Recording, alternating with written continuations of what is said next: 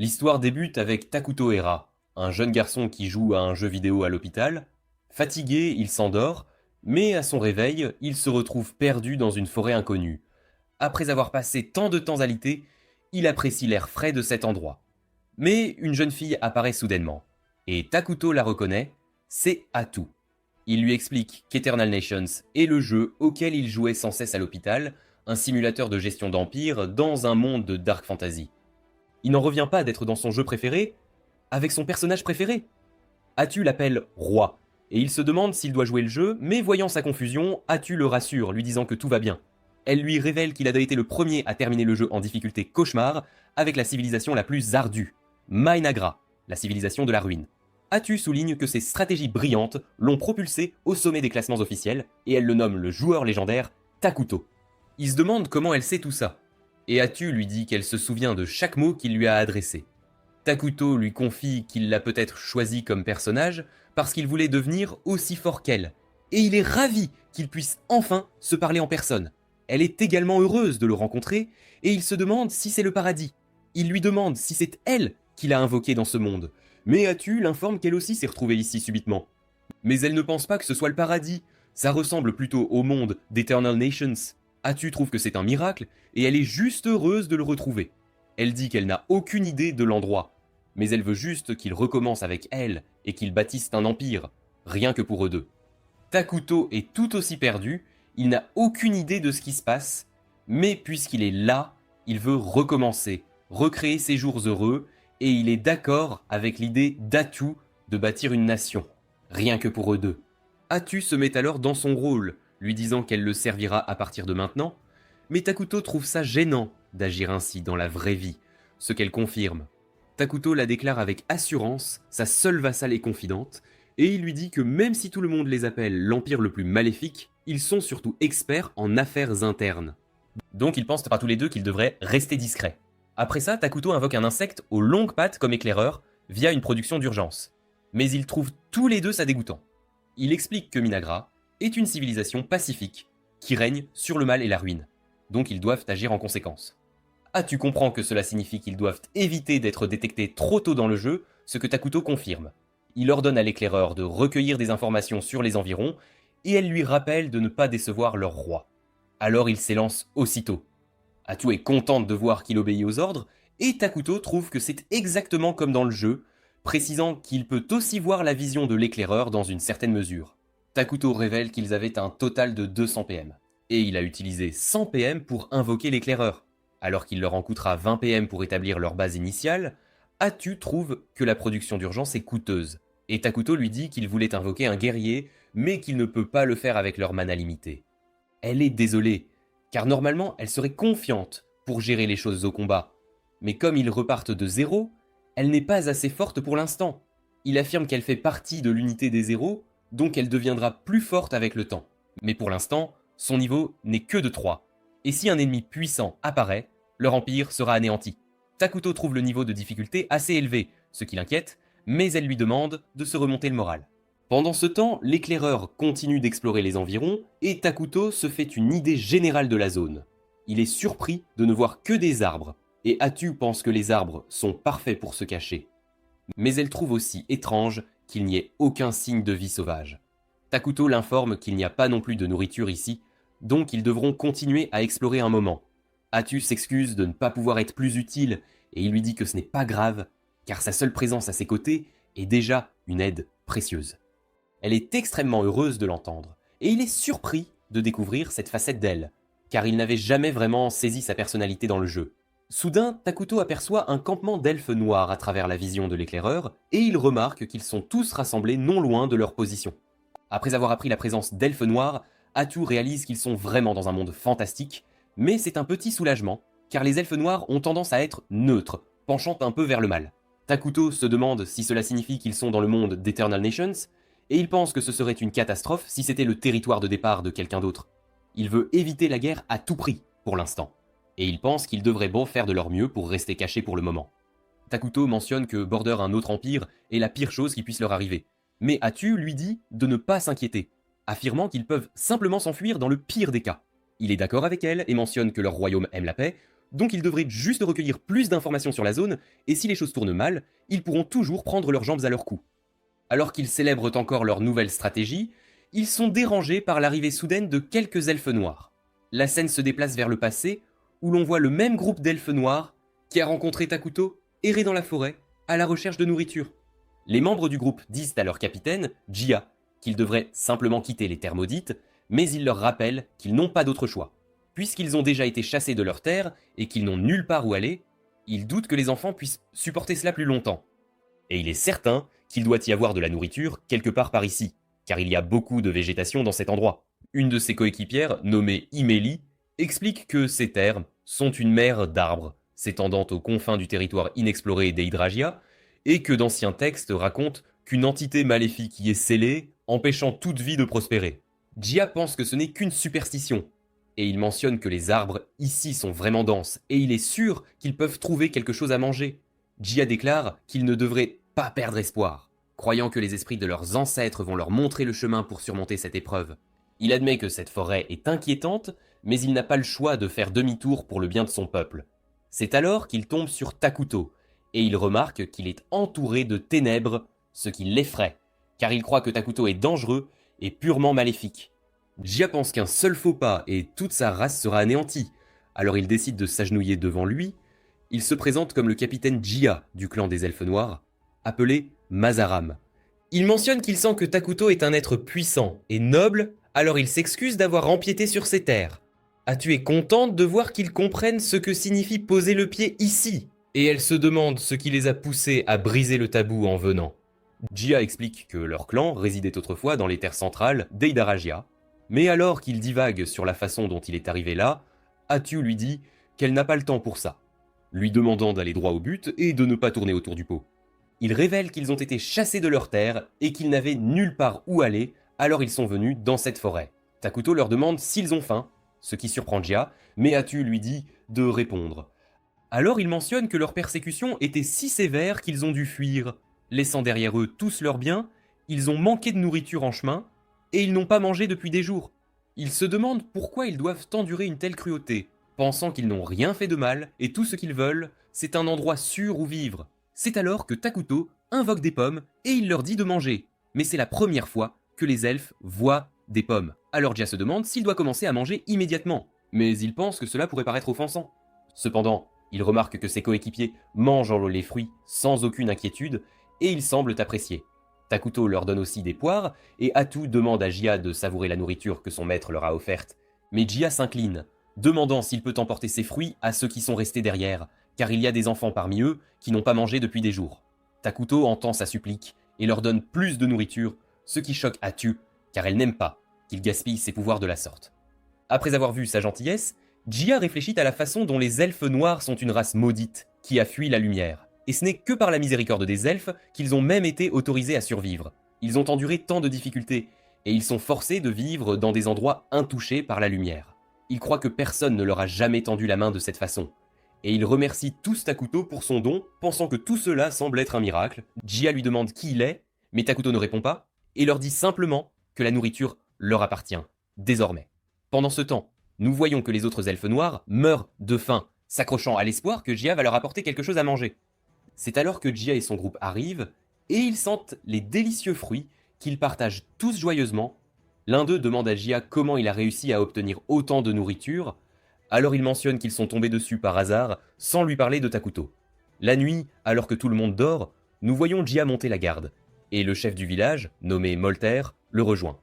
Il mentionne que les fruits que Jia a rapportés étaient très spéciaux, et même dans sa longue vie, il n'a jamais vu de fruits pareils. Jia est d'accord, et l'ancien demande ce qui s'est réellement passé. Alors Jia explique qu'ils ont rencontré l'être des légendes dans la forêt, celui qu'Emily a mentionné comme étant scellé dans les terres maudites. L'ancien est surpris qu'il ait rencontré le roi de la ruine, et Jia demande s'il en a entendu parler, alors Molter note qu'il en sait un peu sur lui grâce à des textes et des contes populaires. On dit que lorsque le monde sera surpeuplé, le roi de la ruine apparaîtra, et il détruira tout ce qui existe, ramenant le monde à une page blanche. Personne ne sait si c'est vrai, mais personne ne peut non plus garantir que c'est faux. Il demande si l'être s'est nommé, mais Jia déclare qu'il ne l'a jamais fait, mais qu'il avait l'air aussi terrifiant que son nom le suggère. L'ancien se demande s'il a parlé avec le roi, et Jia lui parle d'Atu, qui leur a transmis les paroles du roi. L'ancien n'est pas sûr que ce qu'il voulait dire était le roi de la ruine, mais quoi qu'il en soit, cela n'augure rien de bon pour leur avenir. Molter explique que maintenant qu'il a mangé et reconstitué son mana, il sent que quelque chose ne va pas dans cette forêt. Il demande à Jia ce qu'il a donné en retour de la nourriture, alors Jia lui dit que l'être n'a rien demandé, ce qui surprend le vieil homme. Puisque aucune créature maléfique dans ce monde ne donne sans rien prendre en retour, Jia dit qu'ils ont juste répondu à quelques-unes de ses questions, et il croit que le roi de la ruine leur a tendu la main par pure bienveillance. Le vieil homme n'arrive pas à y croire, alors Jia lui répète qu'il pense que le grand être les a pris en pitié et leur a apporté son aide. Mais cela met Molter en rage, car il n'utilise pas le titre de grand être que pour ceux qu'il respecte. Jia croit que Takuto mérite ce titre, puisqu'il a sauvé leur vie en offrant ses fruits. Mais Molter pense qu'il est sous l'emprise d'un sort. Cependant, Jia rejette l'idée, rappelant au vieil homme les bénédictions du roi sur eux, qui leur ont donné la force de discuter. Il demande à Molter, dans ces circonstances, ce qu'il était censé faire. Et même Molter ne connaît pas la réponse à cette question, alors il dit simplement à Jia qu'il a bien fait. Il mentionne que, puisqu'il est le chef de leur tribu, à l'avenir, il s'occupera des négociations avec le roi, et il est sûr que son expérience s'avérera utile.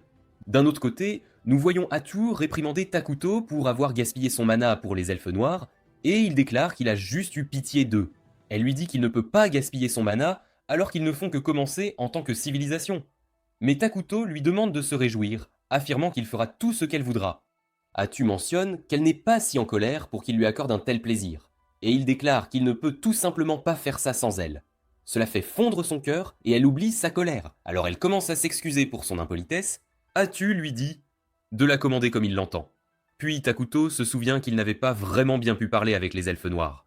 Elle mentionne qu'elle pensait qu'il jouait le rôle d'un être puissant et laissait ses vassaux faire tout le travail.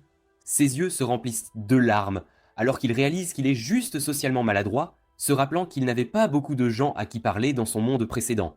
Juste à ce moment-là, l'insecte éclaireur revient et dit à Takuto que les elfes retournent dans la zone. Takuto est pris au dépourvu par leur retour, mais il se dit que c'est logique après tout. Il leur a donné plus de nourriture qu'ils ne pouvaient en transporter lors de leur dernière visite. Il suppose qu'ils sont de retour pour récupérer le reste. Avec des cultures en voisines si différentes de la sienne, le conflit semble inévitable. Takuto veut juste que les elfes prennent la nourriture et s'en aillent. Il pourrait exiger qu'ils restent hors de la forêt, mais cela signifierait devoir parler à quelqu'un d'autre qu'Atu, et il n'est pas vraiment pressé de le faire. Atu remarque que Takuto est clairement dérangé par la situation, alors elle propose une solution. Elle prendra en charge toutes les négociations en son nom. De cette façon, Takuto pourra maintenir l'image d'un roi respectable. Plutôt que de révéler sa maladresse, il trouve l'idée excellente, mais demande avec hésitation si c'est vraiment acceptable qu'elle gère tout. Atu le rassure, elle est plus qu'heureuse d'aider et n'a aucun problème à être sa voix. Peu de temps après, Molter et Jia arrivent et s'agenouillent devant Takuto. Molter se présente comme le chef de la tribu des elfes noirs et exprime ses sincères remerciements à Takuto pour avoir fourni à son peuple la nourriture si nécessaire. Il demande le nom de leur sauveur afin de pouvoir lui offrir une gratitude appropriée. Après un rapide coup d'œil pour obtenir la confirmation de Takuto, Atu déclare fièrement qu'ils se tiennent devant le roi de la ruine, Takuto Hera. Jia est choqué de découvrir que Takuto est vraiment le légendaire roi de la ruine, mais ils doivent rester polis. Molter exprime une fois de plus sa gratitude pour la générosité de Takuto. Takuto, soulagé que les discussions se soient déroulées sans accroc, ne voit aucune raison de tension avec les elfes. Atu, cependant, les presse de prendre les provisions et de partir immédiatement. Jia et Molter sont tous deux stupéfaits. Ils avaient supposé que le roi de la ruine exigerait un prix exorbitant pour son aide, alors ils demandent avec hésitation à Atu s'ils sont vraiment autorisés à partir sans rien donner en retour.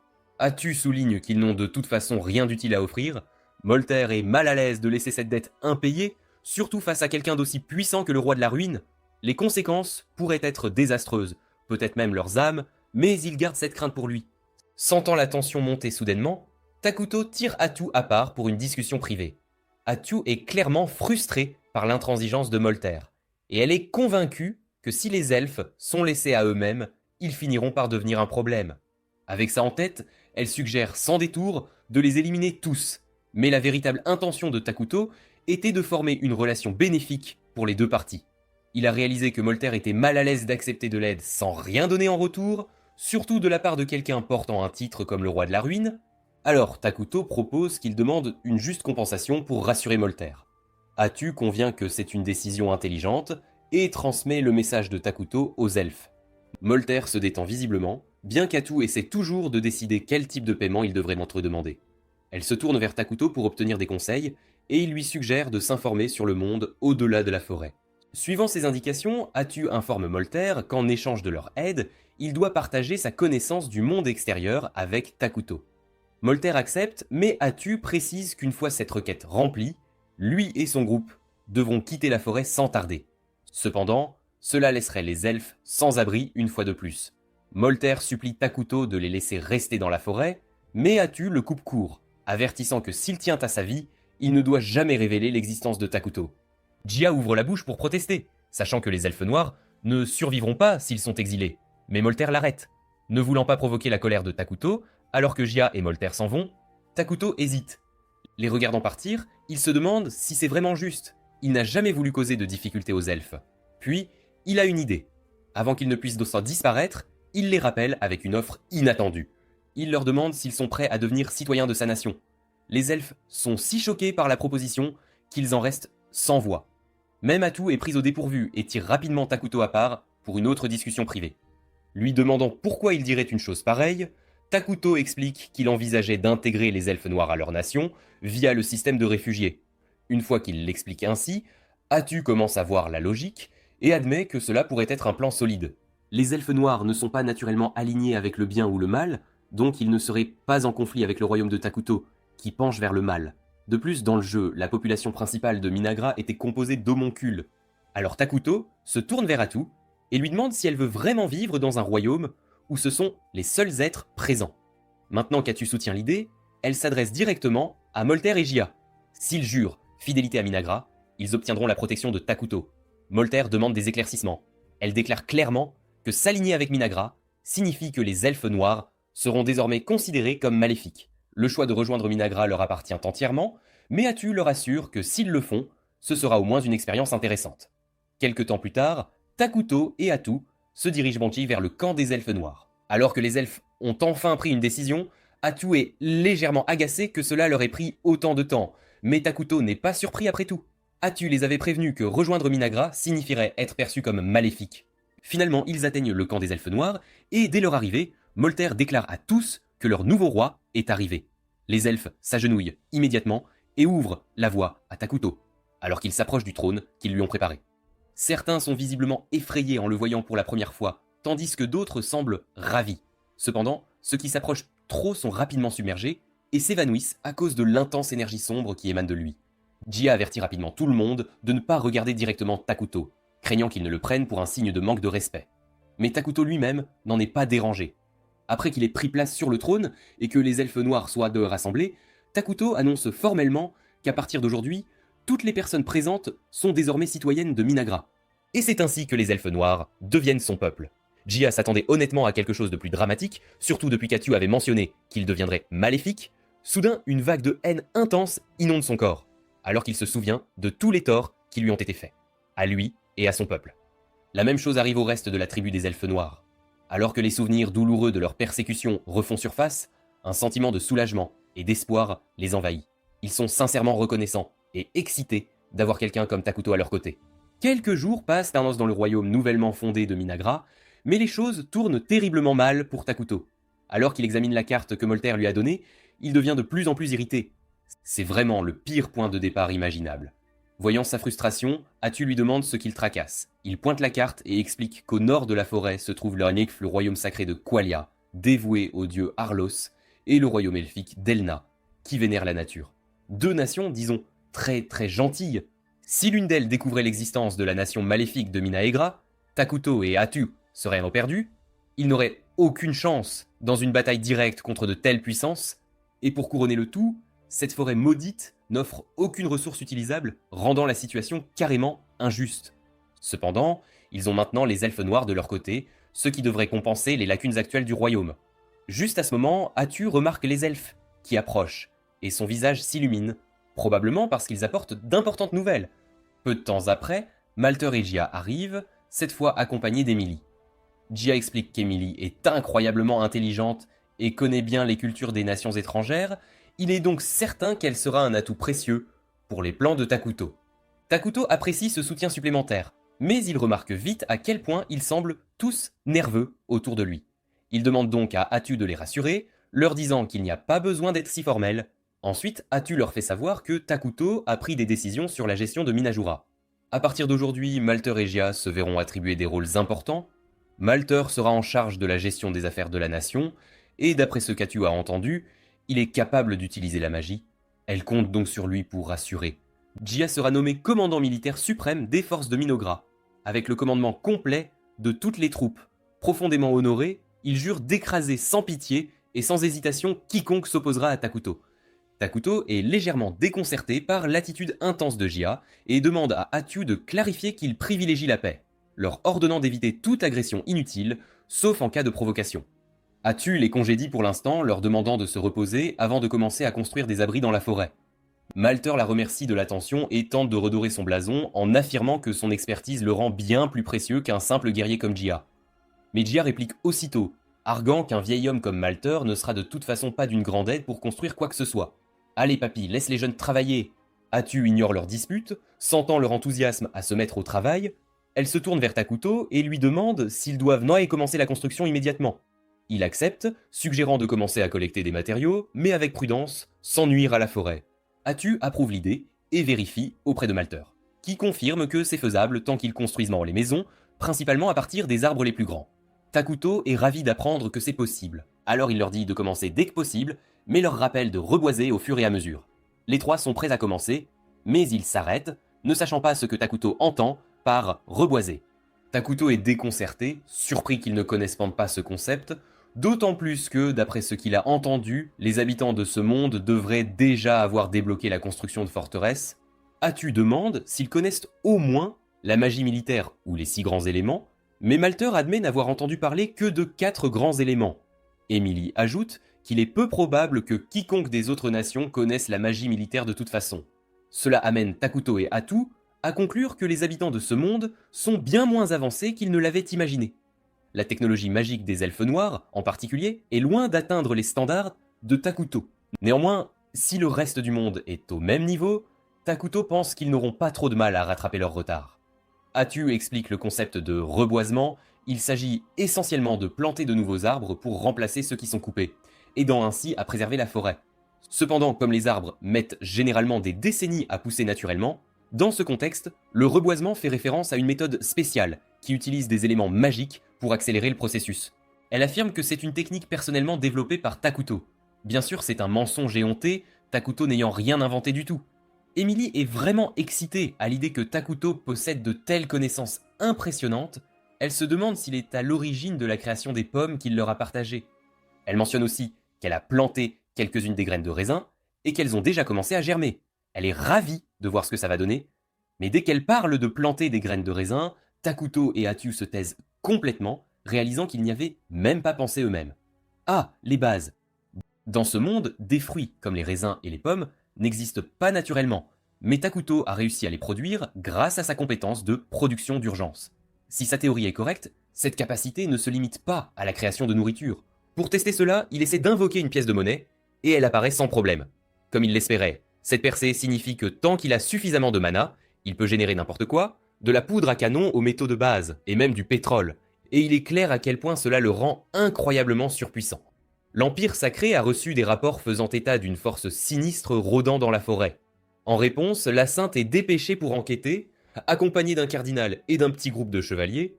Bien que les chevaliers aient entendu des récits sur les capacités extraordinaires de la Sainte, elle leur apparaît comme une simple jeune fille. Mais lorsqu'ils tombent sur une horde de gobelins, elle prouve pourquoi elle est tenue en si haute estime par l'Église. Selon les enseignements du dieu Arlos, les créatures viles comme les gobelins sont considérées comme un fléau qui doit être purifié.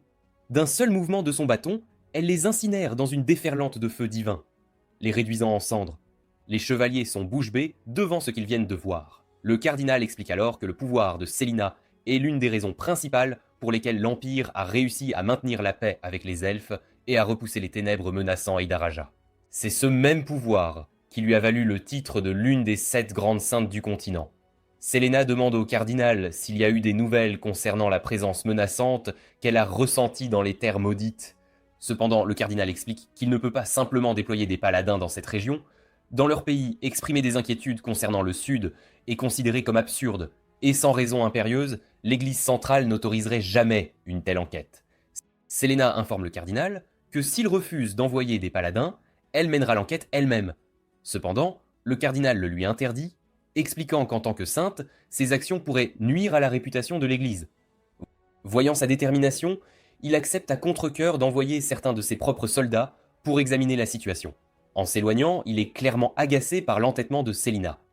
Pendant ce temps, à Minagra, les elfes noirs ont diligemment avancé les travaux de construction et enfin, la salle du trône est terminée. Takuto est ravi, finit de dormir à la belle étoile, et avec cette étape, sa nation se rapproche un peu plus de la conquête du monde. Juste à ce moment, les administrateurs de Takuto arrivent pour leur réunion sur les affaires intérieures. Ils apportent une bonne nouvelle, ils ont terminé le design de la nouvelle tenue qu'il avait demandé. Cela remonte encore plus le moral de Takuto, car il en avait marre de porter ses pyjamas tout le temps. Atu et les autres sont ravis de voir à quel point Takuto aime sa nouvelle tenue, mais il y a des problèmes plus urgents à régler, ils doivent commencer leur réunion. Cependant, Takuto est un peu préoccupé, toujours en train d'admirer son nouveau look. Voyant cela, Atu suggère qu'il commence toute la réunion sans lui.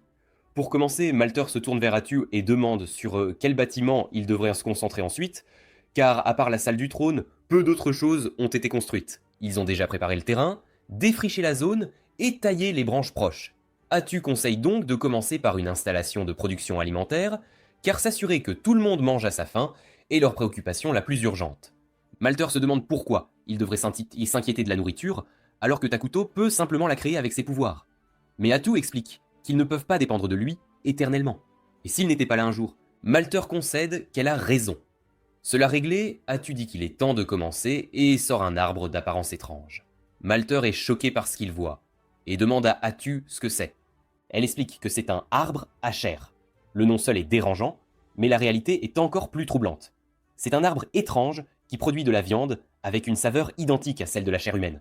Atu explique que ce n'est que la première phase de leur plan de production alimentaire. Mais Malter, Gia et Emily sont tous d'accord pour dire que la plupart des gens ne seront pas très enthousiastes à l'idée de manger quelque chose qui a le goût de chair humaine.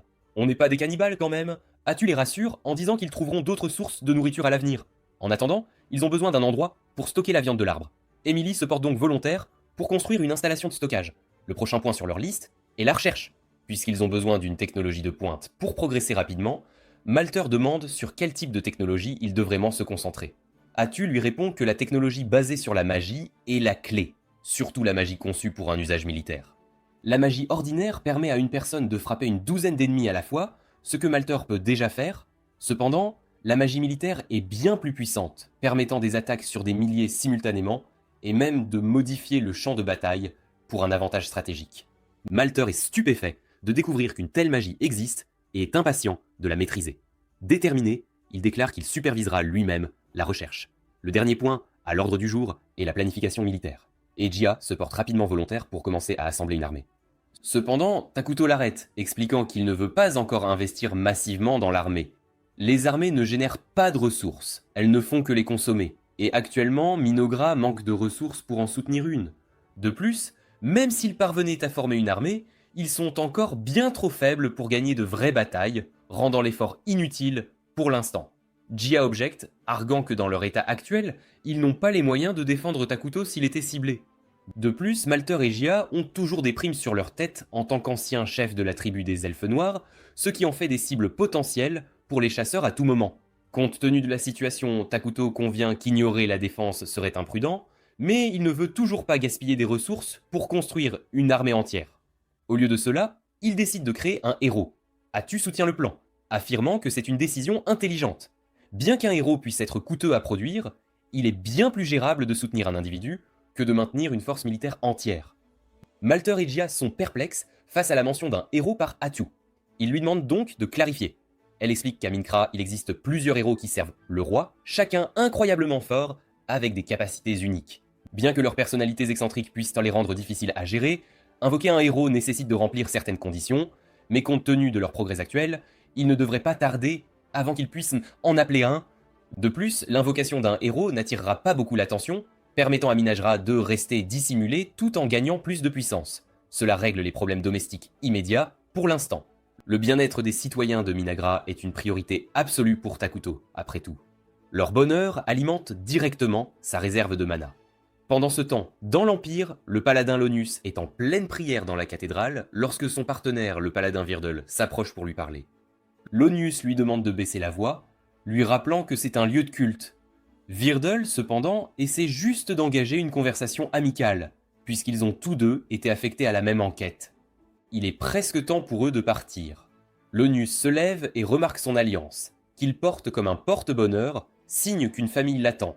Virdel lui demande alors s'il a une famille, et Lonus répond qu'il a une femme nommée Marcia et une fille nommée Mina. Cependant, il ajoute que sa vie personnelle n'est pas pertinente pour leur mission et qu'il n'a pas l'intention d'en discuter davantage. Lonus avait entendu dire que Virdel était un peu rustre et manquait de manières, et ces rumeurs s'avéraient exactes. Mais malgré cela, il ne semble pas être une mauvaise personne. En fait, ses capacités sont suffisamment impressionnantes pour lui valoir le respect en tant que paladin. Quand Virdel commence à râler d'être coincé avec ce qu'il considère comme une mission inutile, Lonus lui rappelle qu'ils enquêtent en fait sur l'une des révélations de Sainte Séléna, c'est donc une tâche qui mérite toute leur attention. Malgré tout, Virdel trouve étrange qu'une équipe aussi peu impressionnante ait été constituée pour quelque chose d'aussi important qu'une révélation de sainte. Lui et Lonus sont les seuls vrais paladins affectés à la mission. Les choses ne s'annoncent donc pas vraiment prometteuses, surtout avec la mission qui les emmène dans la forêt du Sud. Néanmoins, la principale préoccupation de Virdel est de terminer le travail rapidement afin de pouvoir rentrer chez lui le plus tôt possible. De retour à Minagra, la construction progresse sans accroc et la colonie commence enfin à ressembler à une véritable civilisation. Les elfes noirs ne semblent plus dérangés par la présence des arbres à chair. Takuto est ravi, car être témoin de tout cela en personne est une expérience totalement différente de ce à quoi il était habitué en jouant au jeu. Emily fait visiter Takuto et pointe du doigt le quartier, où la plupart des maisons sont construites au milieu des cimes des arbres. Elle explique que, comme elle a priorisé la production alimentaire, elle n'a pas pu consacrer beaucoup d'efforts aux habitations. Néanmoins, les arbres à chair se développent bien, ce qui signifie que l'installation de stockage de nourriture sera probablement bientôt terminée. Pendant ce temps, Malter a travaillé sur ses recherches magiques à l'Institut de magie qu'il a créé, et la plupart des citoyens talentueux en magie ont rejoint ses recherches. De plus, ils ont également découvert une source à proximité. Ils ont donc maintenant une source d'eau sécurisée, et enfin, ce bâtiment servira de bureau public où se dérouleront les réunions administratives de Minogra. Emily avait espéré le rendre un peu plus élégant, mais c'était le mieux qu'elle pouvait faire compte tenu des ressources limitées.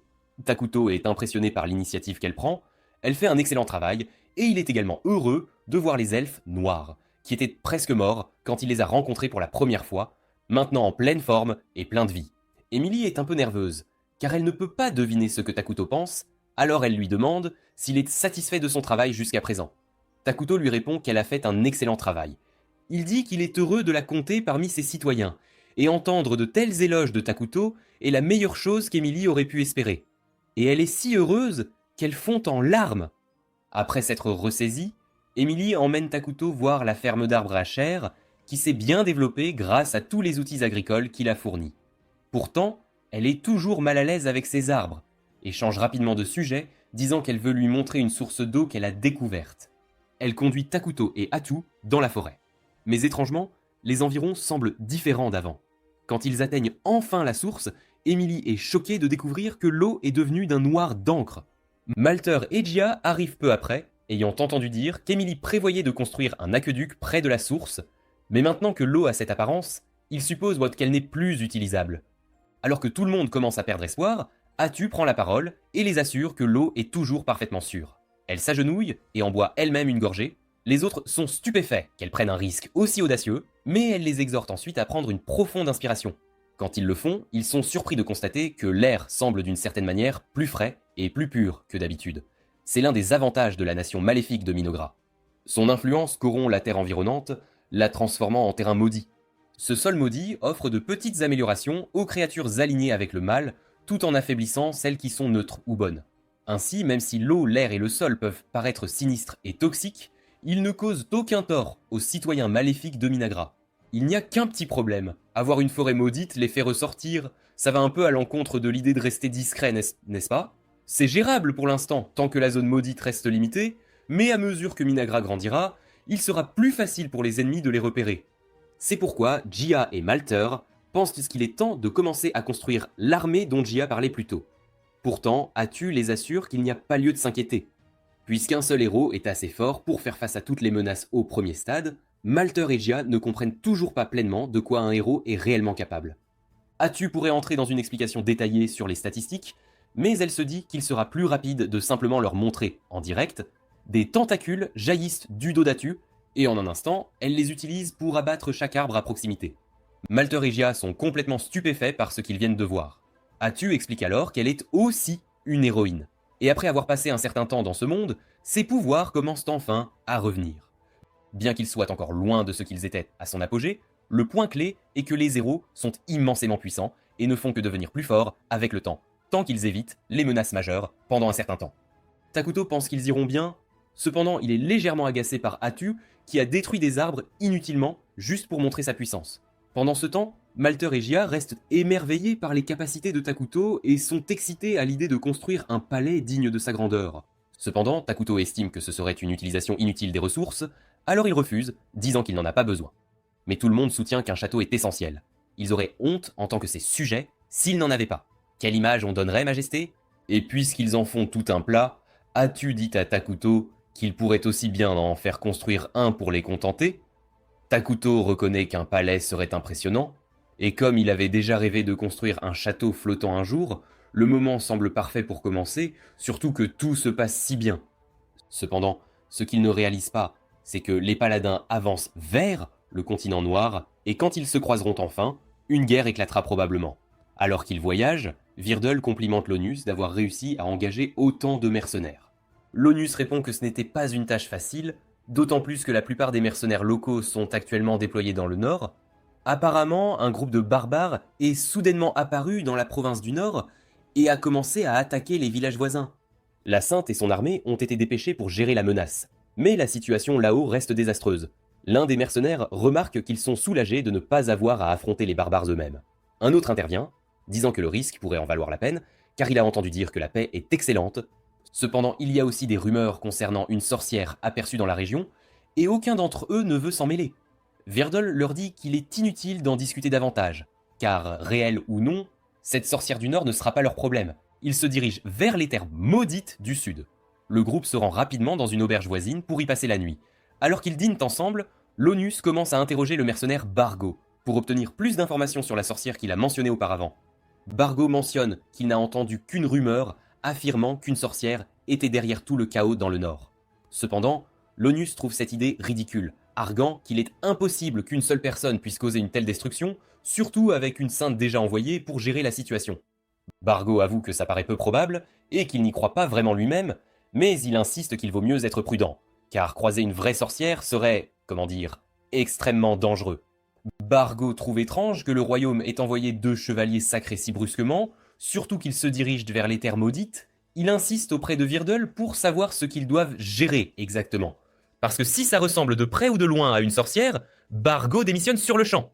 Vergo n'avait pas de détails sur ce qui les attendait, mais il a rassuré Bargo, disant que ça ne pouvait pas être trop grave. S'il devait spéculer, il dirait que c'était probablement lié à l'afflux récent d'elfes noirs dans la région. Le royaume voulait juste qu'il s'assure que les elfes ne causaient pas de problème, rien de plus. Il se trompe en pensant que Lorneas et Bargo lui font entièrement confiance, car les elfes noirs sont largement considérés par les gens du royaume comme de redoutables assassins et des lanceurs de sorts maléfiques. Lorneas craint surtout que si les elfes noirs ne sont pas contrôlés, ils pourraient devenir assez puissants pour menacer le royaume. C'est pourquoi il veut les éliminer. Cependant, Virdel l'interrompt, lui rappelant que leur mission est strictement d'investigation. Retraite. Bargo est soulagé de voir que Virdel est raisonnable, car il n'a aucun intérêt à participer à un massacre. Lorneas, lui, ne comprend pas pourquoi Virdel laisserait passer une telle occasion d'anéantir les elfes noirs. Virdel évoque simplement la famille de Lorneas, sous-entendant qu'il n'est pas prêt à se jeter dans un combat mortel sans une bonne raison. Même si Lorneas ne craint pas de risquer sa vie, les autres mercenaires ont des familles qui les attendent. C'est pourquoi, à moins que ce ne soit absolument nécessaire, Virdel refuse de mettre leur vie en danger. Lorneas n'est toujours pas convaincu que les elfes devraient être épargnés, mais son désir de retrouver sa famille l'emporte. Au final, il choisit de suivre les ordres. Pendant ce temps, Takuto rassemble tous ses citoyens, insistant pour qu'ils soient témoins de quelque chose d'important. Il semble confus alors qu'il se tient silencieusement près d'un tas de fruits d'arbres à viande, jusqu'à ce qu'il lève la main et y canalise du mana. Tout le monde observe avec anticipation, curieux de voir ce qui va se passer. À leur grand étonnement, la pile de fruits se transforme soudainement en un insecte éclaireur juste sous leurs yeux ébahis. Le groupe est sidéré. Takuto avait en somme créé une nouvelle forme de vie d'un simple geste. Atu déclare alors que ce n'est qu'un aperçu des vraies capacités de Takuto et exhorte chacun à continuer de se dévouer à lui. Un peu plus tard, Takuto retourne sur son trône, soulagé que personne ne l'ait trop interrogé sur la création de l'insecte éclaireur, principalement parce qu'il ne comprend pas vraiment comment ça marche lui-même. Atu et lui ne font que suivre les étapes du jeu pour y arriver, mais voir ça se dérouler en vrai, c'est difficile de concevoir qu'infuser un tas de fruits avec du mana puisse réellement donner vie à quelque chose. La capacité de produire des soldats en toute sécurité étant confirmée, Atu déclare qu'il est temps de passer à l'étape suivante de leur plan. Forger un héros. Le processus sera lent, Takuto devant accumuler assez de mana pour le rituel, mais une fois terminé, leur pouvoir sera quasi illimité. Atu peut à peine contenir son excitation et demande avec empressement à Takuto quel héros il va invoquer en premier. Sans hésiter, il choisit Isla, la reine des insectes, car elle offre les meilleurs avantages dès le début. La seule présence d'Isla renforce tous les soldats de type insecte dans la forêt, transformant même les éclaireurs en redoutables combattants. Mais sa vraie valeur réside dans sa polyvalence. Elle peut générer des soldats larves pour le combat et la construction, accélérant drastiquement la croissance de Minagra. Atu félicite Takuto pour son choix tactique brillant. Au-delà des avantages pratiques d'Isla, elle est aussi la plus stable parmi les héros disponibles. L'un est un belliciste assoiffé de pouvoir, et l'autre un pyromane obsédé par l'annihilation mondiale, et Takuto ne veut gérer aucun des deux pour l'instant. Malgré tout, Takuto sait qu'il devra invoquer ces deux autres-là un jour ou l'autre. Leur pouvoir est tout simplement trop grand pour être ignoré. Il espère juste qu'ils ne sèmeront pas trop le chaos le moment venu. Après tout, il préférerait de loin profiter d'une vie tranquille dans ce monde. Pendant ce temps, les chevaliers sacrés rencontrent un géant des collines enragé, et il est clair que gérer la situation ne sera pas simple du tout. Lorneas ordonne immédiatement aux mercenaires de se préparer au combat. Mais avant que la bataille ne commence, Virdel s'avance et leur demande à tous de reculer, insistant sur le fait qu'il s'en occupera seul. Lorneas commence à protester, mais Virdel l'assure que ce sera plus rapide ainsi et qu'ils ne peuvent pas se permettre de perdre plus de temps. Virdel s'approche du géant et commence à réciter une incantation. Lorneas informe alors les mercenaires que Virdel utilise l'art secret de Qualia, une technique qui canalise l'énergie divine dans les attaques par la prière. Le géant tente d'écraser Virdel avec sa massue, mais celui-ci tranche l'arme en deux sans effort. La force conférée par les arts divins peut améliorer vos capacités physiques, mais pour des chevaliers sacrés d'élite comme Virdel, c'est comparable au pouvoir d'un dragon mineur. Autrement dit, le géant n'avait aucune chance, pas la moindre. Après que Virdel ait abattu le géant, Lorneas commence à le louer pour son immense pouvoir et dit qu'avec Virdel et leur équipe, ils peuvent absolument accomplir leur mission sans le moindre problème. Cependant, Virdel n'a pas l'air ravi et lui dit qu'ils ne peuvent être sûrs de rien pour l'instant. De retour avec Takuto, il dévore joyeusement un burger, tandis qu'Atu le regarde avec une légère inquiétude. Depuis leur arrivée, il ne vit que de fast-food, et bien qu'elle n'ait aucune intention de l'arrêter, elle lui suggère de manger quelque chose de plus sain. Mais Takuto mentionne que lorsqu'il était hospitalisé, il a passé ses derniers jours à manger des repas plus sains. Maintenant, il veut juste savourer de délicieux plats tant qu'il en a l'occasion. C'est alors qu'il se souvient qu'il avait quelque chose d'important à discuter. Takuto demande à Atu si elle peut convoquer Jia et Molter pour une réunion après ça. Atu accepte, mais elle est curieuse de savoir de quoi il s'agit. Takuto explique alors que grâce à l'insecte éclaireur supplémentaire qu'il a obtenu, il peut maintenant voir plus de la forêt, et il veut donc demander conseil à Jia et Molter sur la façon de gérer la situation. Atu demande à Takuto s'il parle du village près de la forêt, et il confirme. Sa plus grande préoccupation est qu'étant donné la proximité, ce n'est qu'une question de temps avant qu'il ne découvre l'existence de Minogra. Heureusement, le village ne semble pas affilié au Saint-Royaume de Qualia, ce qui les rend probablement neutres, signifiant qu'il y a une chance pour des négociations pacifiques. Mais si quelqu'un d'autre devait apparaître, ce serait la catastrophe. Voyager si loin signifierait presque certainement qu'ils sont ici pour une mission spécifique. Takuto rassure Atu, lui disant qu'elle n'a pas besoin de stresser après tout. Il n'y a aucun signe que quiconque les ait découverts pour l'instant. Atu le taquine, disant que ce genre de discours attire toujours les ennuis, et Takuto rit avec elle. Mais son rire s'éteint brusquement quand il remarque qu'en fait, des gens sont apparus, et pire encore, ils semblent être une escouade de soldats armés. Takuto veut éviter de trop se faire remarquer, alors il demande à Atu d'aller s'occuper des soldats. Il lui demande aussi d'essayer d'être pacifique d'abord, Mais si ça ne marche pas, alors elle est libre d'utiliser autant de violence que nécessaire. Juste à l'extérieur de la forêt, les chevaliers se préparent à entrer. Mais avant qu'ils ne puissent avancer, Virdle sent quelque chose d'inhabituel au-delà des arbres et dit rapidement à tout le monde de s'arrêter. Quelques instants plus tard, Atu sort, vêtu d'une cape, et Virdle et Lornéas sont stupéfaits. Ils ne s'attendaient pas à rencontrer une jeune fille vivant au plus profond des bois interdits. Virdle lui demande de décliner son identité, et Atu prétend être une simple elfe noire vivant dans la forêt avec les siens. Lornéas, nourrissant toujours du ressentiment envers les elfes noirs, est sur le point de dire quelque chose d'hostile, mais Virdle l'arrête et change de sujet. Il explique à Atu qu'ils sont seulement là pour explorer la forêt, puis lui demande si elle serait prête à les laisser entrer. Atu refuse courtoisement leur requête, expliquant que les elfes noirs préfèrent ne pas voir leur nouvelle colonie dérangée sans raison. Lornéas s'offense, furieux qu'une simple elfe noire rejette une demande des saints serviteurs de Dieu. Cependant, avant qu'il ne puisse répondre davantage, Virdle lui lance de se taire avant qu'il n'aggrave les choses. Virdle essaie de persuader Atu de leur accorder l'accès en mentionnant la révélation divine que leur saint a reçue concernant une calamité imminente cachée dans la forêt. Lornéas commence à paniquer, choqué que Virdle partage ouvertement un secret national aussi classifié avec une parfaite inconnue.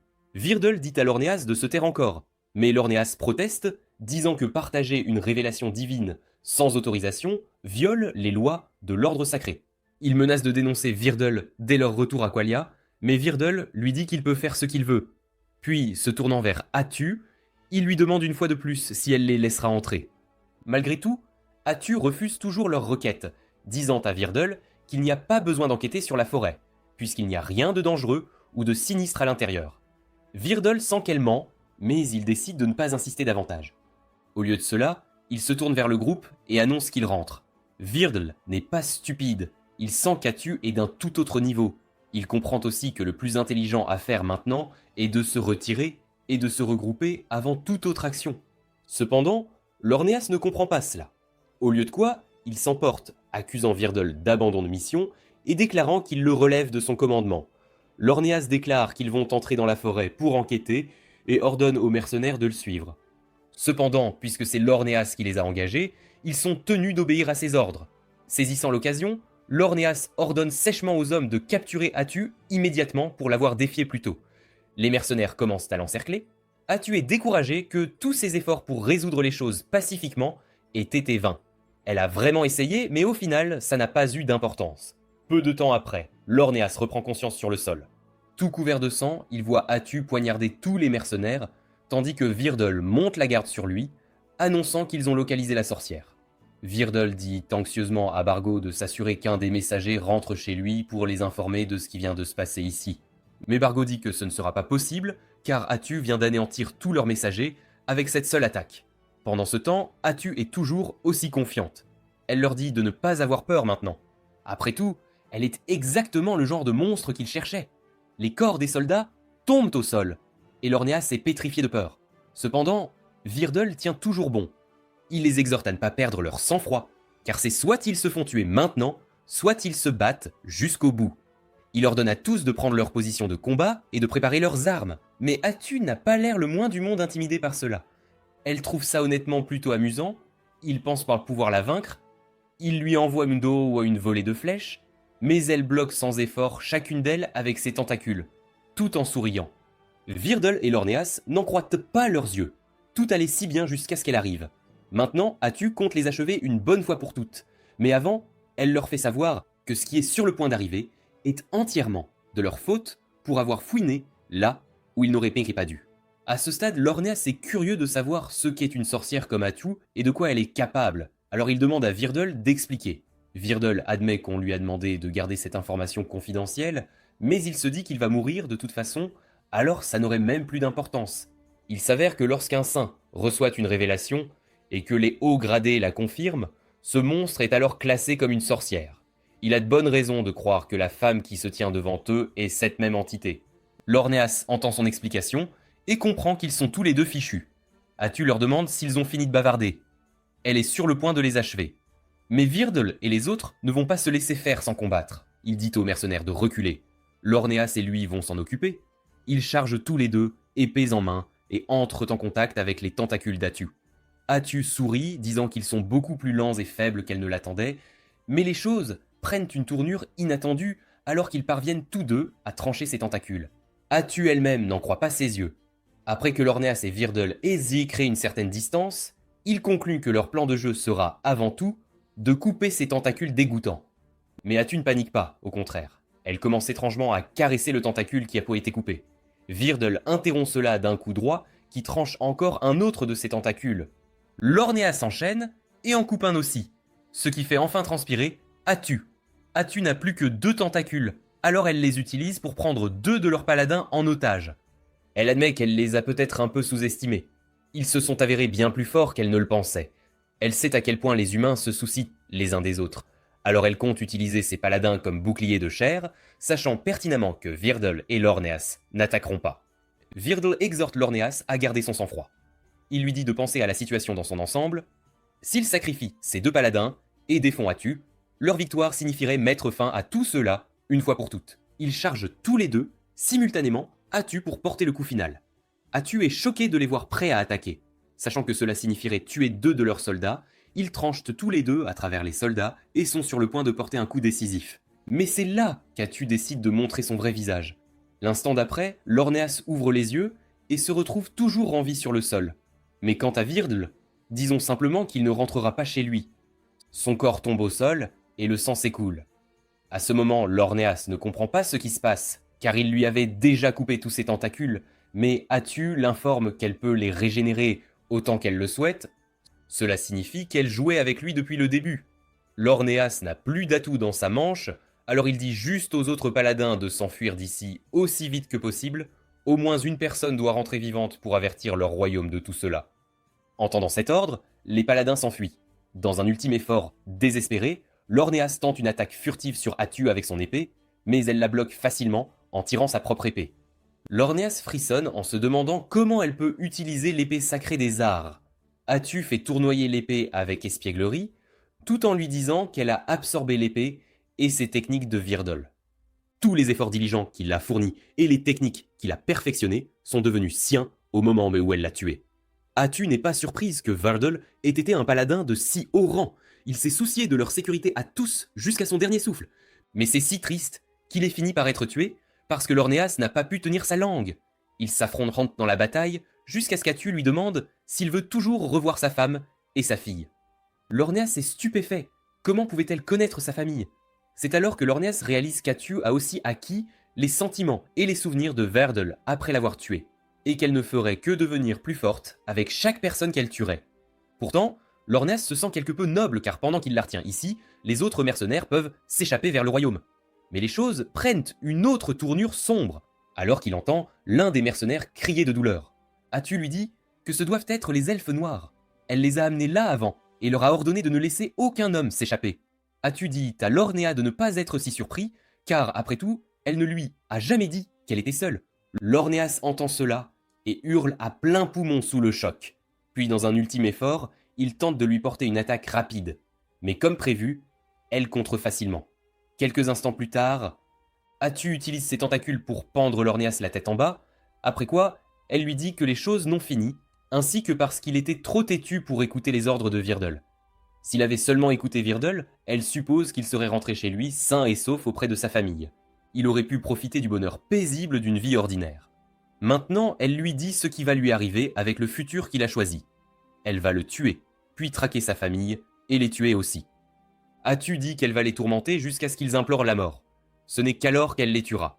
Après cela, elle ira dans chaque village et ville où ils se sont arrêtés en chemin, et tuera chaque personne vivante qui s'y trouve.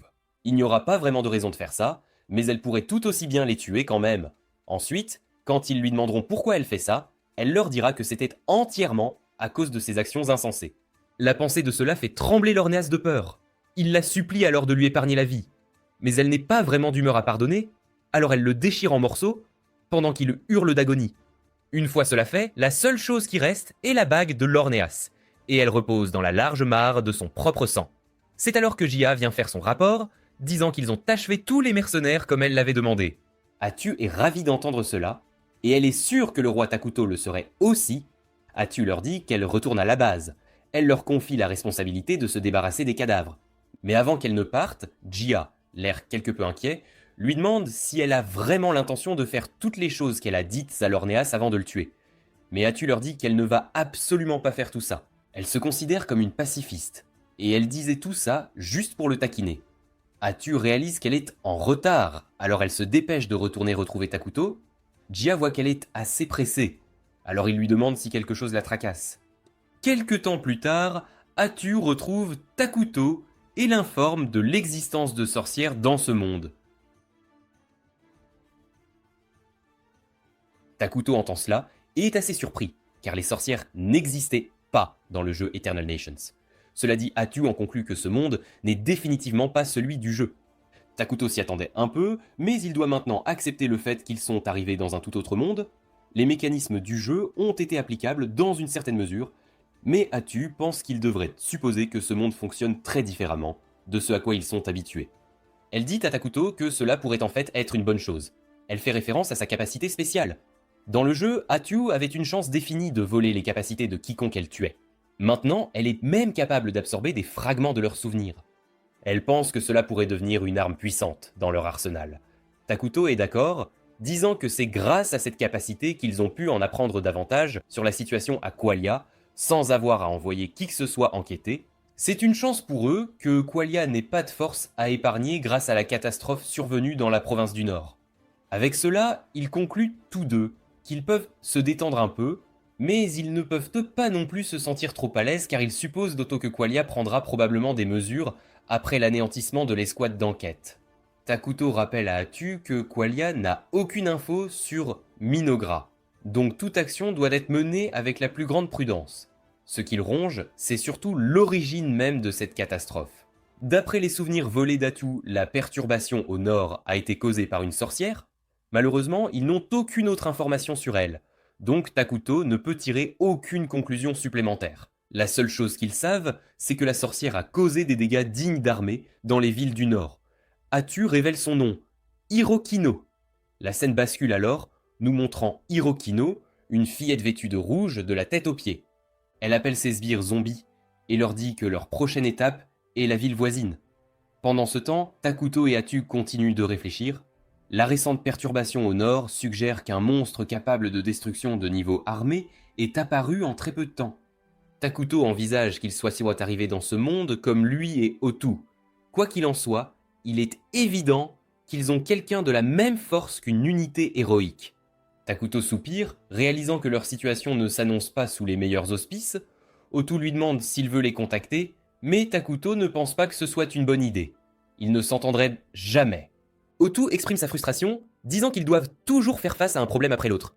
Néanmoins, ils savent maintenant que la sorcière a la même force de combat qu'une unité héroïque. La meilleure chose à faire est de créer un nouveau héros. Takuto pensait initialement à Isla, mais vu les circonstances, il doit reconsidérer et se concentrer sur un héros avec plus de potentiel de combat. Atu est ravie de l'entendre, elle est prête à aider de toutes les manières possibles. Takuto mentionne aussi qu'il a pensé à modifier un peu leur politique, il envisage de forger une alliance, il pense qu'il serait préférable d'avoir une autre nation de leur côté, car ils sont clairement ennemis de Qualia et de la sorcière, sur laquelle ils n'ont pas beaucoup d'informations. Atu comprend, mais ne pense pas que ce soit possible, car les deux sont alignés sur le mal. Mais Takuto est confiant que ce serait possible, avec une nation neutre, surtout s'il leur apporte une forme de valeur. La nation neutre à laquelle il fait référence est celle qui se trouve à l'est. Il prévoit d'enquêter sur cette nation pendant qu'il renforce leur force. Il doit savoir si elle serait prête à coopérer. Cela réglé, Atu s'éloigne un instant, puis se retourne et lui demande si elle l'a fâché en allant un peu trop loin avec les paladins. Takuto lui sourit de toutes ses dents en lui disant de ne pas s'inquiéter. Il ne serait jamais offensé par quoi que ce soit qu'elle fasse. Tout ce qu'il veut, c'est qu'elle continue de le soutenir. Atu s'illumine de joie en entendant cela. Elle promet de soutenir Takuto jusqu'au bout et de toutes ses forces. Après une longue semaine de construction par les elfes noirs, le nouveau palais de Takuto est enfin achevé. Takuto et Atu sont ravis de sa beauté. En entrant, Atu admire les décorations, même si de nombreux problèmes les attendent. Elle croit que c'est là que leur véritable histoire commence. Takuto acquiesce et dit que quand ils auront du temps libre, ils devraient penser à agrandir encore le palais. Atu, excité, déclare que le royaume de Takuto sera servi par les plus grands héros du pays. L'excitation s'estompe vite quand elle réalise qu'elle a oublié d'assigner quelqu'un pour s'occuper de Takuto. Elle se traite de terrible servante, mais Takuto lui dit qu'elle est trop dure avec elle-même. Atu lui demande s'il a des requêtes spéciales pour un serviteur. Après un instant de réflexion, il dit nerveusement qu'il veut quelqu'un avec qui il est facile de parler. À cause de ses piètres compétences sociales, Takuto n'a pas beaucoup pu échanger avec les elfes noirs et il se sent seul. Atu l'entend et dit à Takuto de ne pas s'inquiéter. Elle a une idée, mais Takuto est mal à l'aise. Rien de bon n'arrive quand Atu est excité. Quelques minutes plus tard, Molter, Jia et Emily arrivent. Atu dit à Malter de rassembler toutes les petites filles du coin, car le roi Takuto les veut. Takuto et Malter se figent, choqués par la tournure de la phrase. Le vrai plan d'Atu est que les petites filles passent du temps avec Takuto, pour qu'il puisse pratiquer ses compétences en communication. Malter demande anxieusement pourquoi elle donnerait un tel ordre. Atu répond que c'est parce que le roi Takuto aime les petites filles. Les elfes noirs sont sans voix, espérant que ce n'est pas ce qu'il pense. Takuto est embarrassé et regrette d'avoir laissé Atu gérer ça. Un peu plus tard, tout le monde se calme quand Atu explique que le roi Takuto a juste besoin d'un enfant à proximité pour l'aider dans ses besoins quotidiens. Ils sont soulagés, mais ne comprennent toujours pas pourquoi ce doit être une petite fille, alors qu'un petit garçon ferait aussi bien l'affaire. Cette fois, Takuto prend la parole. Il dit vouloir des petites filles pour la future direction. Dans ce pays, il a remarqué que les hommes ont toujours les opportunités. Il veut donc que les femmes aient la chance de briller. Les elfes le louent pour sa profonde réflexion. Takuto pousse un soupir de soulagement. L'histoire des hommes et des femmes n'était qu'une excuse. Il est juste content qu'il l'ait cru. Il ne veut pas qu'il sache que la vraie raison est qu'il est maladroit et antisocial. L'affaire réglée, Otu dit aux elfes d'amener leurs plus belles jeunes filles pour servir le roi Takuto. Takuto commence à s'enthousiasmer, pensant que cela pourrait l'aider à surmonter sa timidité. Mais alors, un tournant inattendu se produit quand toutes les jeunes elfes se mettent à pleurer dès leur arrivée. Otu voit que Takuto s'irrite de ses pleurs incessants, alors elle appelle immédiatement Molter et le réprimande pour la faiblesse des enfants de sa terre. Tout ce que Malter peut faire, c'est s'excuser. Puis Jia se tourne vers lui et demande s'il a amené les jumelles au roi Takuto. Malter répond rapidement que non, car les amener devant le roi serait irrespectueux. Atu entend cela et, curieuse, demande de quoi il parle. Malter explique que dans leur ville, il y a une paire de jumelles sans famille. Elles sont sages, certes, mais il estime qu'elles ne conviendraient pas comme servantes du roi. Atu est perplexe. Des filles sages comme ça semblent parfaites pour les servantes du roi Takuto. Quoi qu'il en soit, elle ordonne de faire venir les jumelles afin qu'ils puissent décider eux-mêmes de les employer ou non. Malter est sur le point d'aller chercher les filles, mais Jia dit qu'il avait déjà une longueur d'avance. Il les a déjà appelées, pensant que le roi voudrait les rencontrer en personne. Sur ce, Atu lui dit de faire venir les jumelles immédiatement. Peu après, deux jeunes elfes adolescentes entrent et se présentent comme Maria et Karia. Takuto les salue nerveusement, Atu les fixe froidement, sentant un passé sombre. Elle remarque des plaies sur la peau de Karia et demande comment elle les a eues. Karia explique qu'elles proviennent d'une maladie, le roi Takuto offre sa sympathie, mais Karia lui dit de ne pas la plaindre, affirmant que c'est ce qu'elle mérite. L'ancien Malter, supposant que le roi voudrait plus de détails, explique que les plaies ont été causées par une peste. Bien que Karia ait entièrement récupéré, les cicatrices demeurent. Quant à Maria, elle a aussi vécu des expériences profondément traumatisantes. Quand Atu demande ce qui s'est passé, les yeux de Maria deviennent froids, et elle dit qu'elle a mangé sa propre mère. Atu est choqué, et se tourne rapidement vers Malter pour une explication. Il explique nerveusement que leur mère était une femme dont tout le clan était fier, et que le choix fut extrêmement difficile. Takuto comprend immédiatement. Après avoir été chassés de leur foyer, les elfes noirs ont dû voyager loin et longtemps sans équipement ni provisions. En chemin, ils ont affronté de nombreuses épreuves, y compris la famine. Sans autre choix, leur mère s'est offerte en sacrifice, et elles ont dû la manger pour survivre. Atu est impressionné que les deux filles se tiennent là sans peur malgré leur passé. Puis Maria s'approche de Takuto et commence à lui parler naturellement. Takuto lui demande si elle accepterait de s'occuper de lui, et elle accepte. À partir de ce moment, Takuto la déclare candidate à la direction de leur grande minagra. Atu est choqué de voir Takuto avoir une conversation normale avec Maria, sans être bizarre ou maladroit. Quant à Karia, Takuto lui demande si elle est aussi prête à prendre le poste. Elle dit nerveusement qu'elle a le devoir de rester avec sa grande sœur. Donc si Maria est là, elle fera de son mieux pour travailler à ses côtés. C'est suffisant pour Takuto. Alors il accepte de les prendre toutes les deux comme ses servantes. En entendant cela, Atu leur dit que c'est leur devoir de prendre soin du roi Takuto, quelles que soient les circonstances. Environ 1 heure après le départ des filles, Molter s'agenouille devant Takuto et dit qu'il y a quelque chose d'important qu'il doit savoir. Il explique que depuis que les filles ont perdu leur mère, aucune d'elles n'a pleuré, pas même une seule fois. Takuto frissonne de choc. Molter dit que leurs cœurs se sont fermés depuis, et il supplie Takuto de veiller sur elles avec tolérance et miséricorde. Plus tard ce jour-là, les filles se révèlent bien plus maladroites que prévu. Après avoir renversé de l'eau sur Takuto pour la 3e fois, Atu s'éloigne, déçue par leur gaucherie. Cela mis à part, elle leur dit qu'une réunion est sur le point d'avoir lieu, elle veut que Maria et Karia y assistent, et les avertit de ne pas causer de problème. Dans la salle de réunion, Emily présente son rapport sur les projets de construction en cours. Elle commence en disant que, maintenant que le palais du roi est terminé, ils ont beaucoup de main-d'œuvre disponible. Leur approvisionnement en bois est stable, et ils ont aussi de nombreuses autres ressources. Compte tenu de tout cela, elle pense qu'ils peuvent qu'elle a commencé à construire une nouvelle installation. Atu est d'accord, et lui ordonne de commencer la construction d'une clinique. C'était en fait l'idée de Takuto, car cela aiderait à garantir la santé et la sécurité de leurs citoyens. Comme demandé, Emily dit qu'elle commencera la construction immédiatement. Le point suivant à l'ordre du jour est l'état des ressources. Atu demande qui est en charge, et Emily se lève à nouveau, disant qu'elle est aussi responsable de cela. Atu lève les yeux au ciel, réalisant qu'ils ont vraiment besoin de plus de personnel. Néanmoins, Emily rapporte que leurs approvisionnements en nourriture et en matériaux sont stables. Grâce au roi Takuto, ils peuvent désormais fournir les nécessités quotidiennes qu'ils ne peuvent produire eux-mêmes. Cependant, comme ce processus utilise du mana, leur équilibre entre l'apport et la production doit encore être amélioré.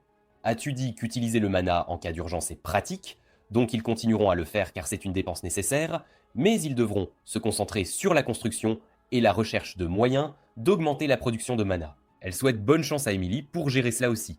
Puisque le mana est maintenant le sujet, Atu passe au progrès de la recherche. Malter prend la parole, disant que lui et son équipe ont terminé leur recherche sur la magie militaire. Il est le seul de son clan à pouvoir l'utiliser pour l'instant, mais avec de l'entraînement, il est confiant que ses subordonnés l'apprendront aussi. Il croit aussi que lancer de la magie puissante en utilisant le mana ruiné du palais sera important pour leur avenir. Cependant, étant donné les politiques de Takuto, il doute que cela soit utilisé très souvent. Atu est d'accord, disant que si la magie militaire est utile au combat, elle n'a aucune utilité dans les affaires domestiques. Pour leur recherche, elle veut procéder comme prévu et passer aux 6 éléments majeurs de l'arbre magique. Il n'y a aucune raison de rechercher autre chose à ce stade. Takuto est d'accord avec elle. Bien que cette approche puisse les déséquilibrer en magie, il croit que se spécialiser dans un domaine sera le mieux pour eux.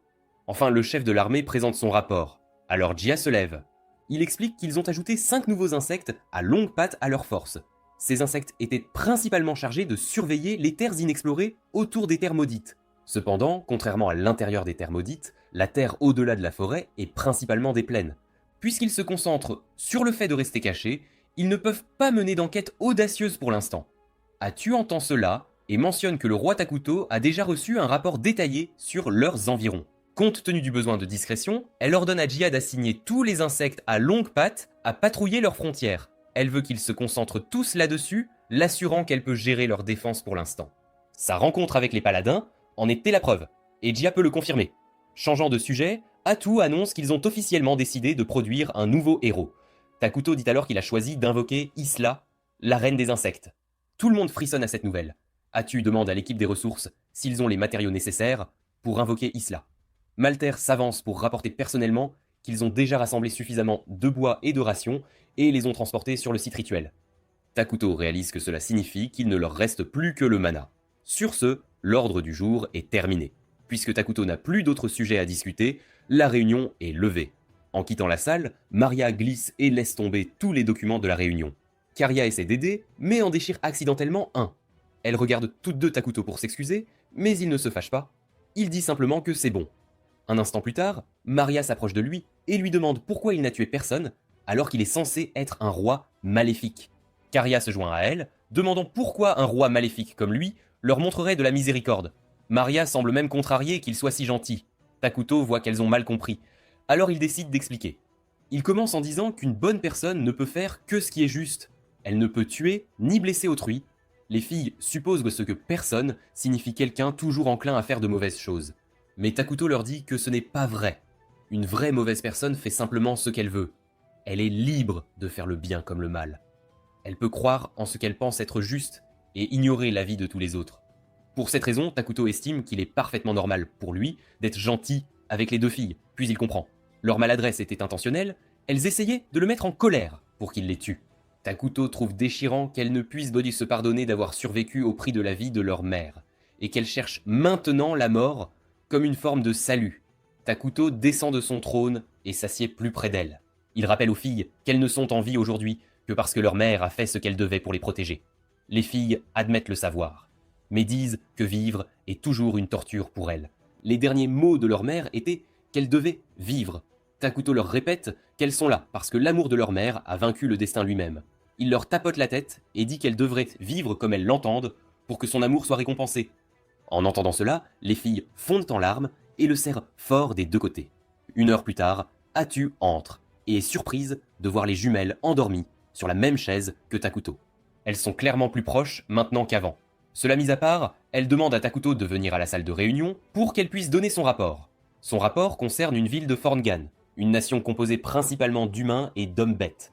La ville s'appelle Dragontan. La nation fonctionne sur un système parlementaire dirigé par des chamans connus sous le nom de porteurs de bâtons. Takuto note qu'une telle nation multiraciale mélangerait de nombreuses cultures et idéologies, rendant la diplomatie prometteuse.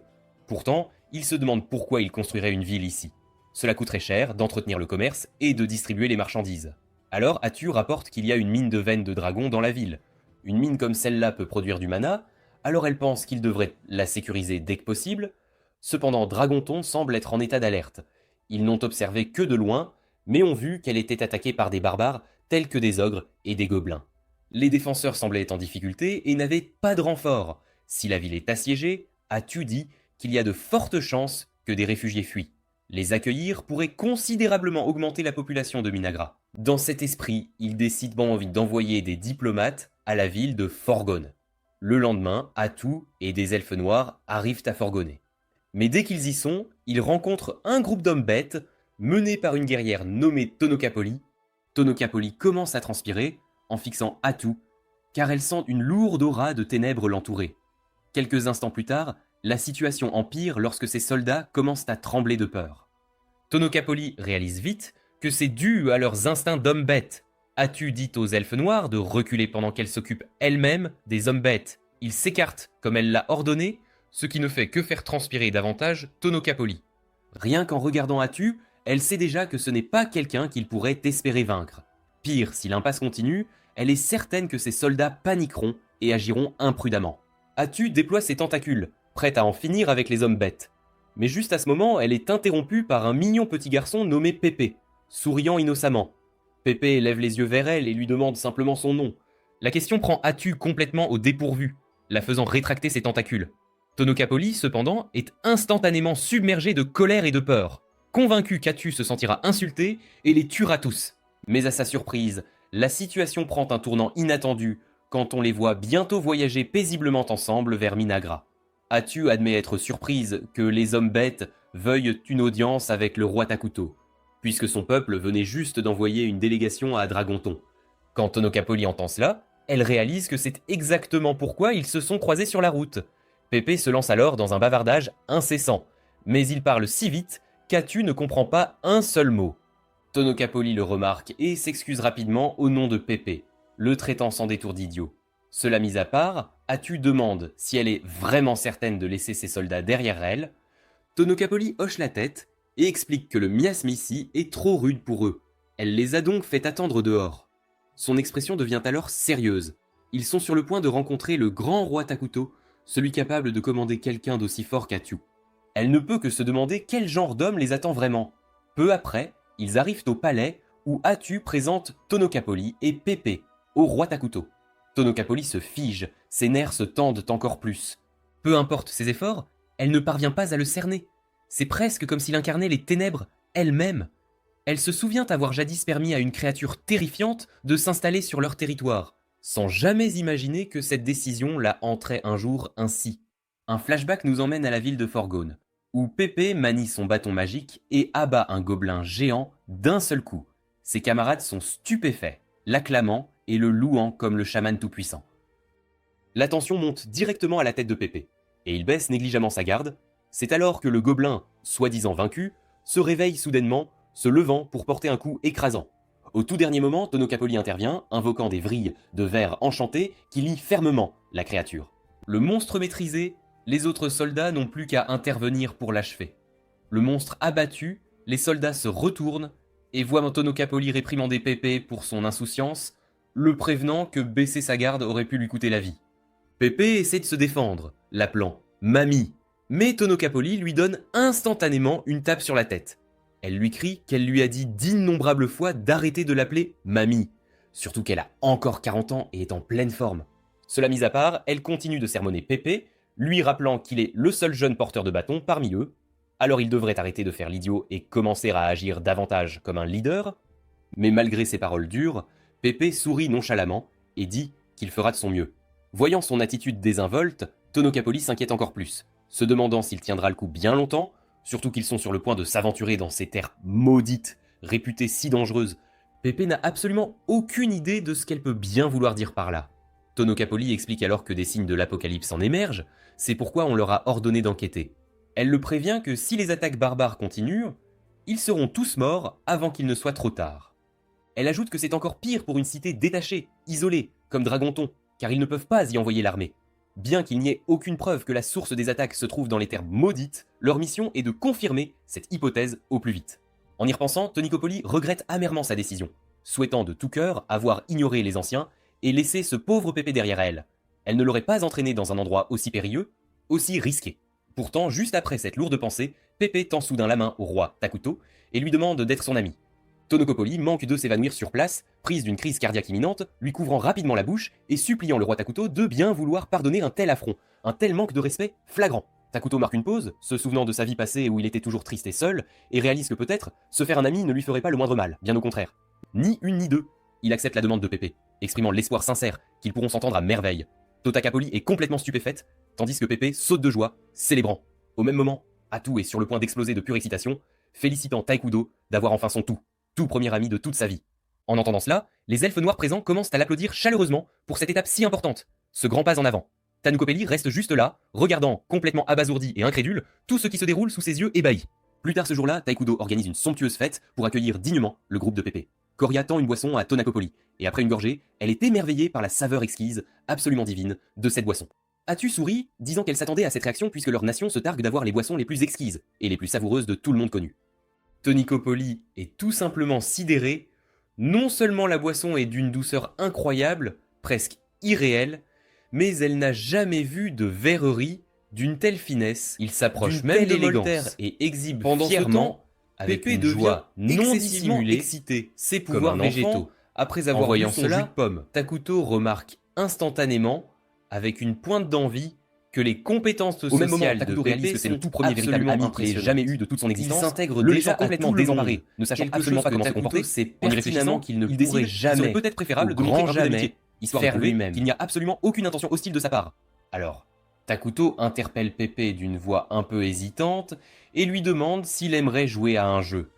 Toute la pièce le fixe alors dans un silence de mort, ce qui met Takuto terriblement mal à l'aise. Les deux passent l'après-midi à s'amuser comme des fous, profitant de divers jeux ensemble.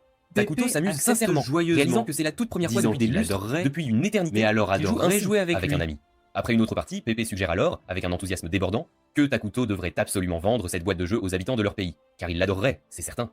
Tonokapoli panique complètement et intime à Pépé de se taire sur le champ, le prévenant de ne surtout pas dire de telles choses aussi imprudentes. À son grand choc, à sa stupéfaction, l'idée de Takuto est en fait tout à fait d'accord avec l'idée. C'est un coup de génie qu'il prévoyait déjà de toute façon. Il y a cependant encore d'ouvrir le commerce avec les étrangers, qu'il doit absolument confirmer avant de prendre des décisions environ une heure finales. Plus tard, Pépé se penche en arrière dans sa chaise après cette copieusement gavée de nourriture, il comme un ogre affamé, mais Tonokapoli lui donne une bonne tape sur la tête, le réprimandant vertement de se sentir un peu trop à l'aise. La diplomatie nationale. Atu interpelle Tonokapoli et lui demande enfin, après tout ce temps, la vraie raison de sa venue sur leur terre. Tonokapoli est surprise qu'il lui ait fallu tout ce temps pour poser la question cruciale, mais elle explique que leur nation a été attaquée à maintes reprises, sans relâche, par des hordes de barbares. C'est tout à fait inhabituel car les barbares évitent normalement les grandes cités, mais là, ils arrivent en hordes massives. C'est du jamais vu. C'est pourquoi ils sont venus ici pour mener une enquête plus approfondie. En entendant cela, Takuto comprend instantanément, en un éclair, Toute la situation est secouée, il est clair voire déstabilisé cruellement de force par la rapidité déconcertante avec laquelle il a tout compris, et elle commence à craindre que les négociations ne capotent lamentablement s'il connaît leurs points faibles, leurs talons d'Achille. Elle répond immédiatement, disant que leurs défenses sont amplement suffisantes parfaitement son point pour de vue repousser les barbardis sans problème, trop sérieuse, mais bien la trop grave vérité pour est être qu'ils ignorée ou préfèrent prise à la avoir légère. une puissance Tanoukapoli ajoute défensive ensuite bien que deux de plus leurs plus grande, puissants guerriers, une les fameux force de porteurs de frappe bâton, ont colossale déjà été dépêchés sur de place leur pour côté, enquêter sur cette situation juste préoccupante. pour être Et en absolument leur disant certain cela, d'être en les cercles verront sécurité. un signe clair de confiance en leur force, en leur puissance. En entendant cela, les autres peuvent tout à fait comprendre son raisonnement, et donc ils ne s'y opposent pas, c'est logique.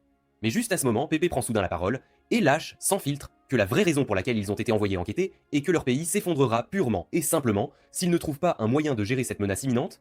Tanoukapeli se fige littéralement sous le choc, car Pépé vient d'exposer sans le vouloir la plus grande faiblesse, le secret le mieux gardé de leur nation. Après cela, l'atmosphère devient subitement tendue, lourde Adu assure et solennellement à terriblement Tanoukapoli qu'il n'a gênante. absolument aucune intention Alors de causer le Otto moindre tort à prend son peuple, rapidement ni la de l'humilier. parole Adu pour peut dire que exprimer sa Tanoukapoli soupçonne profonde encore que les êtres sympathie comme eux doivent face à la forcément comploter quelque situation chose de sinistre, délicate mais elle et explique que les gens de difficile Minagra dans tournent laquelle toujours se leurs trouve intérêts leur pays. vers l'intérieur, se concentrant sur eux-mêmes et que la paix est leur voie, leur chemin de prédilection. Quant aux barbares, Otto lui rappelle que si Dragonstone venait à tomber, Minagra deviendrait alors immédiatement la prochaine cible, c'est une évidence, ce qui en fait une affaire qui les concerne tout autant, au même titre qu'eux. En entendant cela, Tanoukapeli les regarde attentivement, scrutant leur visage, et demande si cela signifie qu'ils sont réellement, sincèrement, prêts à leur apporter leur aide. Atu se tourne vers Takuto, le regard interrogateur, et lui demande quelle est sa décision finale. Takuto répond simplement que les amis, les vrais, devraient demande ensuite ce qu'ils toujours désirent sans s'entraider, retour, expliquant et avec qu'il une est pointe donc d'amertume tout à que, fait puisque prêt Pépé a à exposé leur leur prêter faiblesse, son aide ils ont désormais précieuse. tout le droit d'en profiter Tanoukapeli pleinement. entend ces Atu mots déclare alors et d'une ressent voix ferme un immense qu'ils prendront le soulagement. contrôle total de la précieuse mine de la veine du dragon. Tanoukapeli pousse un lourd soupir de résignation en entendant cela, mais elle sait pertinemment qu'elle ne peut absolument rien faire pour s'y opposer. Atu ajoute cependant qu'ils sont tout à fait prêts à partager le contrôle conjoint de cette mine, car ils n'ont pas, pour l'instant, besoin d'une immense réserve de mana. Ce qu'elle demande en revanche, et c'est là le point crucial, c'est le droit exclusif de décider en quels éléments l'énergie pure de la mine sera convertie. Tanoukapeli explique que convertir le mana pur de la veine du dragon en éléments spécifiques. Ceci étant dit, elle se et tourne vers pour Takito l'instant, et Atu, une et leur fait tâche clairement comprendre absolument que peu importe à quel point impossible à Pépé réaliser, peut agir de manière car insensée, c'est une voire un peu technologie folle, de il pointe est et restera qui leur l'avenir de leur prendrait, nation, au bas leur mot, espoir. Finalement, plus de il dirigera 10 Fort Boyard en longues tant que années représentant officiel à développer des vénérables et porteurs de maîtriser. bâtons. Pépé est de surcroît le meilleur juge de caractère de tout leur royaume, un véritable atout. Même ainsi, elle se tourne alors directement vers Pépé et lui dit, sans détour, Sur que ce, la Pépé décision sourit finale alors, un lui grand revient sourire, et dit qu'il est entièrement, tout à fait d'accord. car en Plus tant tard que ce jour-là, porteur de ils tiennent bâton, une autre réunion il a le importante droit pour réaffirmer et le et devoir discuter en détail de prendre des cette décisions prises décision lors de leur cruciale. toute dernière négociation. Emily commence son rapport, annonçant qu'ils ont accepté d'exporter des provisions et même des jouets vers Fortgan. Et en échange, ils importeront en retour des nécessités quotidiennes essentielles et des produits métalliques de qualité. Malter admet que c'est un énorme soulagement, car il comptait bien trop, voire excessivement, sur le roi Takuto pour ses ressources. Tout le monde reconnaît également que l'accès à la mine de la veine du dragon était leur plus grande victoire, et que la gaffe de Pépé a vraiment, mais alors vraiment, joué en leur faveur, c'est un coup de maître involontaire. Ils conviennent cependant qu'ils doivent absolument décider de leur politique concernant les futures relations avec Fortgan. À ce moment, Carrier lève la main, l'air un peu perdu, et demande « Au fait, quel genre d'endroit est Fortgan exactement ?» Tout le monde est absolument stupéfait, bouche bée, qu'elle ne sache pas une chose pareille. Malter prend alors la parole, soulignant qu'il est très important d'en apprendre davantage sur le peuple de Fortgan, leurs valeurs profondes En et entendant leurs cela, coutumes ancestrales. Adu suggère qu'ils Takuto devront réalise d'abord mener une immédiatement enquête que c'est un approfondie sur angle la mort capitale de total pour Fortgon, lui, la car fameuse aucun croissant de de ces lune. détails cruciaux Mais comme c'est n'a très loin, jamais, cela pourrait grand prendre un jamais, temps été considérable montré dans le de jeu moderne vidéo alors où il qu'ils est auront besoin de originaire. raisons valables, Ils d'un estiment prétexte qu'ils officiel devraient pour entrer directement dans une prioriser autre nation. Dragon C'est alors que Dragonton, Takuto suggère car d'envoyer cette quelques cité personnes en éclaireur a besoin pour d'aide, présenter leur et respect ce avant d'envoyer une délégation immédiatement, formelle et sans plus officielle. attendre. Molter se porte volontaire, sans hésiter une seconde. Mais Takuto rejette catégoriquement l'idée, arguant que Malter est bien trop important, bien trop précieux pour une telle mission. Malter suggère alors d'envoyer Karia et Ils Maria, se discutent, argumentant sans fin, jusqu'à ce qu'Atu se lève et déclare qu'elle ira à leur place. Point final. Puisque Mais Takuto s'inquiète Takuto bien trop n'est que pas d'autres ne se fassent d'accord, dékidnapper, encore une fois, c'est une obsession. disant Mais que Malta c'est refuse bien catégoriquement, trop disant dangereux qu'en tant pour que seconde elle, du roi, elle ne bien peut trop absolument pas, risqué. en aucun cas, y aller. C'est alors que Karia et Maria prennent la parole, insistant avec ferveur sur le fait qu'elles veulent absolument y aller, même s'il y a un risque certain. Au début, Takuto refuse, mais Emily se après demande que tout de les même s'il jumelles est l'aient vraiment sage frappé d'envoyer les avec jumelles leurs seules, sans irrésistibles protection, yeux de mais chiots Takuto la battus, rassure, lui disant il de ne cède surtout pas s'inquiéter, finalement car il a déjà et des plans accepte bien à précis contre-cœur, pour le garde du corps. soupirant de Après la résignation. réunion, Atu boude devant Takuto, visiblement jalouse qu'il ait cédé si facilement, si rapidement, aux fameux yeux de chiot des jumelles. Takuto essaie de s'expliquer, lui assurant que ce n'est pas du tout ce qu'elle pense, mais elle n'y croit pas un instant. Maria et Karia s'approchent alors et l'encouragent vivement à dire à Atu ce qu'il a vraiment, profondément, dans le cœur. Takuto Cette lui confession prend tendrement la inattendue main, fait rougir et lui au dit tout de à quel plaisir, point et elle il a commence besoin même à d'elle, imaginer dans et sa que tête sans elle, leur ils n'auraient mariage jamais, et toute leur au future grand vie jamais, ensemble pu aller aussi Elle loin tombe dans alors cette à aventure. genoux, Le lendemain, Takuto et les jumelles se complètement tiennent devant la submergés clinique par flambant neuve, l'émotion, tout juste construite. et Maria promet demande, solennellement à s'il est Takuto malade, mais qu'elle Takuto se fait sera la tête, toujours expliquant que ce n'est pas du tout la raison de leur éternellement présence. Il explique à ses qu'ils sont côtés. ici parce que leurs gardes du corps personnel viennent tout juste d'arriver. Voilà qui conclut l'épisode 7. Abonnez-vous dès maintenant pour ne surtout pas manquer la suite de nos aventures, et n'oubliez pas de regarder la prochaine vidéo qui s'affiche à l'écran.